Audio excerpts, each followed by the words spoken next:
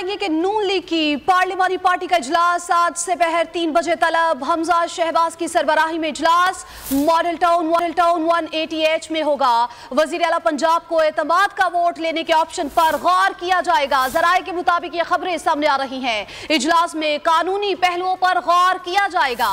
तो आपको बता रहे हैं कि नून लीग की पार्लिमानी पार्टी का इजलास आज से दोपहर 3 बजे तलब किया गया। हमजा शहबाज की सरबराही में इजलास 180H में होगा। वजीर आला पंजाब को एतमाद का वोट लेने के ऑप्शन पर गौर किया जाएगा। इजलास में कानूनी पहलुओं पर गौर भी किया जाएगा। इसी पर बात कर लेते हैं। हमारे साथ मौजूद है हमारे नुमाइंदे आरिफ मलिक।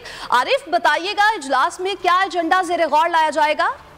जी, चूंकि इमरान खान का जो बयान है असम्बली तहलील करने के हवाले से, उसके ऊपर मुस्लिम लीग नून के जो पार्टी के अंदर जो नई हलचल शुरू हो चुकी है और इसमें पार्टी के जो रहनुमा ने ये मशवरा दे रहे हैं कि एतमाद का वोट का कहा जाए, क्योंकि अगर हमने तहरीक अदम एतमाद लाई तो हमारे लिए नंबर पूरे करने मुश्किल हो जाएंगे। लिहाजा हमें गवर्नर जो है वो एतमाद का वोट देने का कहे तो इससे हम ज़्यादा अच्छा खेल सकते हैं और तहरीक अदम फौरी तौर पर ना लाई जाए। और ये भी इस इजलास के अंदर गौर किया जाएगा कि कानूनी पहलू इसके ऊपर क्या सूरत अख्तियार करते हैं, वो चीज़ भी देखी जाएगी। दूसरा, इसके हुए जो नजरसानी अपील है, वजीर आला का इलेक्शन हुआ था, उसके ऊपर भी तहफ़्फ़ुज़ात का इज़हार किया गया है और वो उस हवाले से भी कानूनी पहलू का जायजा लिया जाएगा ताकि दोबारा। अच्छा आरिफ, ये बताइएगा सीनियर क़यादत में से कौन कौन इस इजलास में शिरकत करेगा?